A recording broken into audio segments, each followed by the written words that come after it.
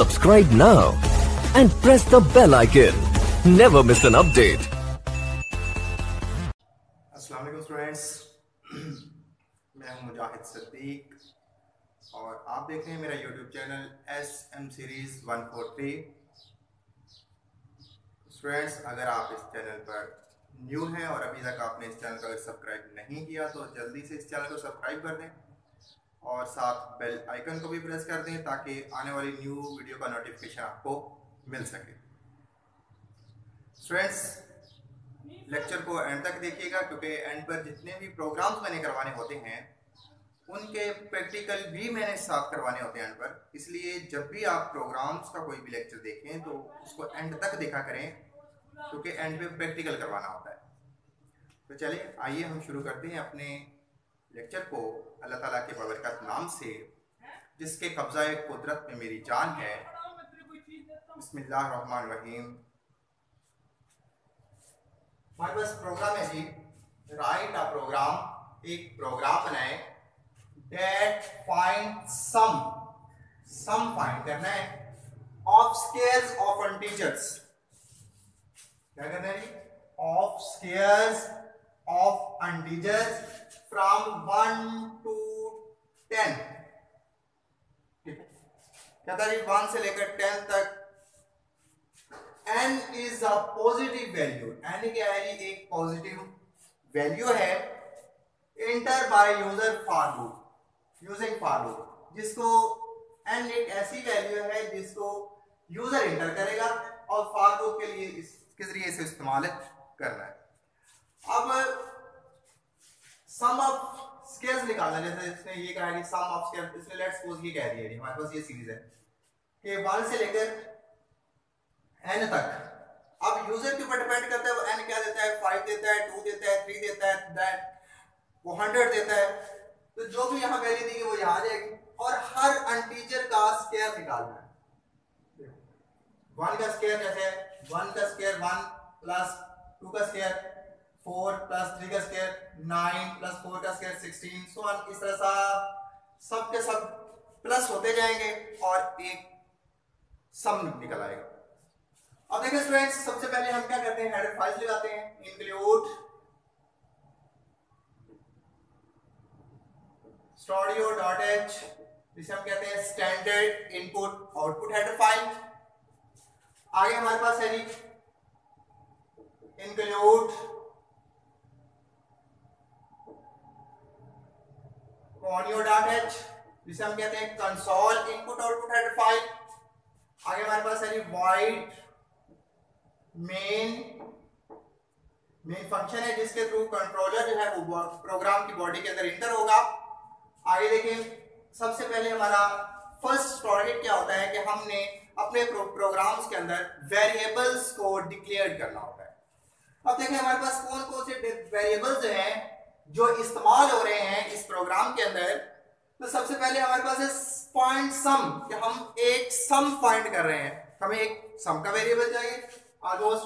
अब कहता है ये फाइंड करना है सम सीरीज का, ठीक है ना। स्केयर्स है, आप देखो यहाँ यूजर क्या देगा, पॉसिबल है कि वो बड़ी वैल्यू भी दे सकता है, इसलिए हम इंटीजर तो नहीं लिख सकते। इंटीजर तो क्योंकि उसकी एक रेंज लिमिटेड है, 32,000 है। तो अब अगर कोई यूजर जो है वो वैल्यू बढ़ा देता है 32,000 से अबव चली जाती है तो वो तो उसके अंदर स्टोर यही होगी। इसलिए हम क्या करते हैं, इसके लिए लेते हैं लॉन्ग इंटीजर। हम क्या लेंगे, लॉन्ग एंड सम। और सम को मैं साथ इनिशियलाइजेशन भी करवा देता हूं कि सम के अंदर जो स्टार्टिंग वैल्यू हो उसे जो पहले से उसे वैल्यू दे दी जाए वो क्या हो, 0 हो, ताकि उसके अंदर कोई गार्बेज वैल्यू स्टोर है ना। एक हमें और वेरिएबल चाहिए, देखिए 1 2 3 4 सो ऑन n तक जा रहा है। इसका मतलब यहाँ एक लूप इस्तेमाल हो रहा है। तो उस लूप को कंट्रोल करने के लिए हमें साफ ज़ाहिर कोई वेरिएबल लेना पड़ेगा जिसका काम क्या होगा, वो लूप को कंट्रोल करे। तो हम क्या करते हैं, इंट नाम का एक वेरिएबल ले लेते हैं जिसको हम आई उसका नाम दे देते हैं। आगे मैं क्लियर से ग्रीन फंक्शन लगा देता हूं जिससे आपकी स्क्रीन साफ हो जाएगी। अब देखिए जी, सबसे पहले यूजर से n लेना है, तो क्या करें, सबसे पहले यूजर के पास हिंट जाना चाहिए। तो किस तरह हिंट जाएगा यूजर के पास, हम प्रिंट के अंदर लिख देते हैं एंटर अ नंबर। एक नंबर एंटर किया जाए। अब स्कैन फंक्शन लगाएं जिसके थ्रू आपका नंबर जो है वो एंटर हो जाए। स्कैन एफ फॉर्मेट स्पेसिफायर हमने डी यूज किया है क्योंकि हमने एक एन नाम का वेरिएबल लेना था जो हम नहीं ले रहे, इसलिए हम उसको कहीं भी इनिशियलाइज करवा देते हैं। फर्स्ट करने से मैं यही करवा देता हूं क्योंकि कोई भी वेरिएबल उसको यूज करने से पहले हम डिक्लेयर कर सकते हैं। एन क्योंकि इंटीजर है तो इंटीजर का फॉर्मेट स्पेसिफायर क्या होता है, परसेंटेज डी होता है, इसलिए परसेंटेज डी लिया है। अब इसका काम क्या है फॉर्मेट स्पेसिफायर का, ये वैल्यू यूजर से एक्सेप्ट करके एन के अंदर स्टोर करवा देगा, कि अपनी वैल्यू कहां रख देगा, एन के अंदर स्टोर करवा देगा। अब देखें जी जब एन की वैल्यू आ जाएगी, अब हमारा काम क्या है, लूप को एग्जीक्यूट करवाना। तो क्या करें, फॉर आई जो है वो स्टार्ट कहां से होगा, 1 से, क्योंकि हमारे पास 3 चीजें होती हैं बताने के लिए, स्टार्टिंग पोजीशन, एंडिंग पोजीशन और इंक्रीमेंट डिक्रीमेंट। तो स्टार्टिंग पोजीशन जिसे हम इनिशियलाइजेशन कहते हैं, तो इनिशियलाइजेशन क्या है, 1 है, एक स्टेटमेंट कंप्लीट हो चुकी है। दूसरी एंडिंग पॉइंट बताना है जिसको हम कंडीशन कहते हैं। तो कंडीशन क्या होगी, एन आई कहां तक जाए, जब तक वो एन से छोटा हो या एन के बराबर ना हो उस वक्त तक वो एग्जीक्यूट हो रहा है।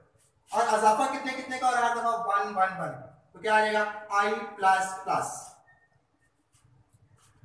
अब देखिए ये इसकी बॉडी बन जाएगी। तो सम निकालना है हमें, तो सम इज इक्वल टू, सम के अंदर ऑलरेडी 0 है तो क्या करते हैं, सम प्लस आई मल्टीप्लाई बाय आई।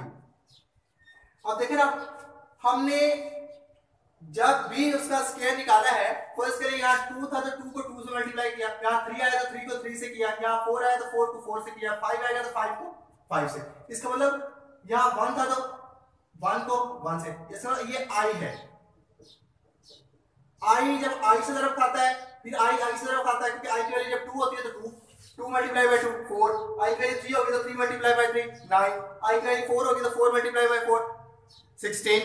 इसका मतलब आई से मल्टीप्लाई होगा तो वो स्क्वायर निकल जाएगा, तो वो हर दफा सम के अंदर ऐड होता रहेगा और एंड पर आपका जो भी स्क्वायर सम बनेगा वो आपको डिस्प्ले करवा दिया जाएगा। अब जो भी यहां सम होगा वो प्रिंट कर दिएगा, print f sum is equal to percentage d double quotations comma, आगे इसके अंदर किसकी वैल्यू स्टोर हो, सम की, तो क्या लिखेंगे, सम, आगे गेट ch और आपका प्रोग्राम एंड हो जाएगा। अब देखिए स्टूडेंट्स, अगर इस प्रोग्राम को हम एग्जीक्यूट करते हैं कि आया कि प्रोग्राम हमारा सही वैल्यू देता है, सही रिजल्ट देता है कि नहीं, तो चेक करके देख लेते हैं। तो सबसे पहले क्या होगा, प्रोग्राम आपका बॉडी के थ्रू जब एंटर होगा तो सबसे पहले वो देखेगा कि आपका सम यूज हुआ है, इस्तेमाल हो चुका है, एन यूज हुआ है वो भी डिक्लेयर हो चुका है, आई यूज हुआ है वो भी डिक्लेयर हो चुका है। तो इसका मतलब यहां तक आपका प्रोग्राम ठीक है। अब देखिए जब स्टेटमेंट पर आएगा तो क्या होगा, एंटर अ नंबर, तो यहां लिखा हो जाएगा स्क्रीन के ऊपर एंटर अ नंबर, कि नंबर एंटर करो। अब इस फंक्शन के थ्रू आपका नंबर एंटर हो जाएगा। फर्स्ट करें मैं क्या करता हूं, 4 एंटर कर देता हूं, तो एन की वैल्यू कितनी हो गई, 4, एन के अंदर जाके स्टोर क्या हो गया, 4। अब यहां आएगा आई की स्टार्टिंग पोजीशन क्या है, 1, किस पे जाएगा, फिर कंडीशन पे, आई कितना है, 1 लेस देन 4 से छोटा है, कंडीशन क्या है, ट्रू है, वापस बॉडी के अंदर एंटर हो जाएगा।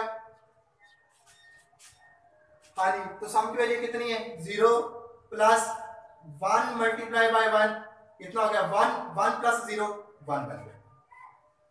यहां से फिर कहां गया, इंक्रीमेंट डिक्रीमेंट पर गया, तो यहां क्या हो गया, 1 प्लस 1 2 बन गया। तो यहां से यहां आया तो आई की वैल्यू कितनी बन गई, 2 बन गई। जब आई 2 हो जाएगा तो वापस बॉडी के अंदर फिर मूव करेगा, यहां से फिर सम ऑलरेडी कितना है, 1 है, आई की वैल्यू कितनी है, 2 है, तो 2 multiply by 2 2 plus 2 2 multiply by 2 4 और 1 कितना बन गया, 5 बन गया। इस तरह फिर वापस जाएगा तो क्या आ जाएगा, आई 2 था तो 2 प्लस 1 3 बन गया, तो 3 लेस देन एन, कंडीशन ठीक है, वापस बॉडी के अंदर आएगा तो सम ऑलरेडी कितना है 5, आई कितने हैं 3, आई कितने हैं फिर 3 मल्टीप्लाई 3 9, 9 प्लस 5 कितना हो गया 14। वापस गया इंक्रीमेंट डिक्रीमेंट पार्ट पे, तो क्या बन गया 3 plus 1 4, I is equal to 4। Condition अभी भी ठीक है। वापस बॉडी के अंदर आएगा तो सम कितने हैं 14 और आई कितने हैं 4 मल्टीप्लाई बाय 4 16, 4 मल्टीप्लाई 4 कितना होता है 16 प्लस 14 कितना बन गया 30 आंसर बन गया। वापस इंक्रीमेंट डिक्रीमेंट पार्ट में गया तो कितना बन गया 4 प्लस 1 5।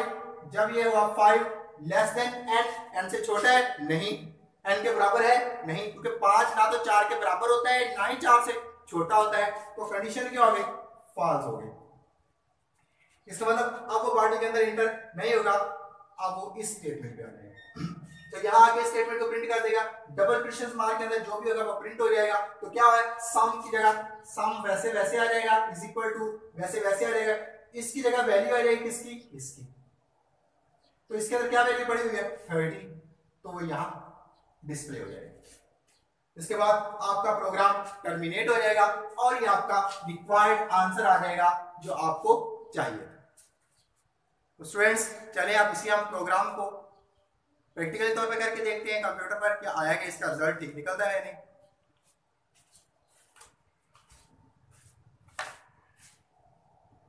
प्रोग्राम ओपन करते हैं, देखें यही वही प्रोग्राम है। हमने वेरिएबल लिए हुए हैं N I long and teacher और एक नंबर इंटर करवाया हुआ है और लूप चलाया हुआ है और उसका सम निकाला हुआ है स्क्वायर्स का। अब इसको हम रन करके देखते हैं कि आया कि कंट्रोल F9 से क्या आया कि ये एग्जीक्यूट होता है या नहीं। कंट्रोल F9 प्रेस किया, देखें जी अगर हम इसको कोई भी डिजिट दे, जैसे मैंने 4 दे दिया है तो देखें उसका उसने सम निकाल दिया है 13। इस तरह और कोई वैल्यू भी अगर हम दे के प्रेस चेक करना चाहें तो वो भी कर सकते हैं। देखें दोबारा मैं कंट्रोल F9 प्रेस कर रहा हूँ, फिर वो वैल्यू मांग रहा है, मैं से 5 दे रहा हूँ, फिर उसने निकाल दिया है उसका आंसर 55। अगर स्टूडेंट्स आपको वीडियो पसंद आई हो तो फ़ौरन इसे लाइक कर दें और साथ मेरे चैनल को भी सब्सक्राइब कर दें अगर आपने पहले से सब्सक्राइब नहीं किया हुआ तो। शुक्रिया, अल्लाह हाफिज़।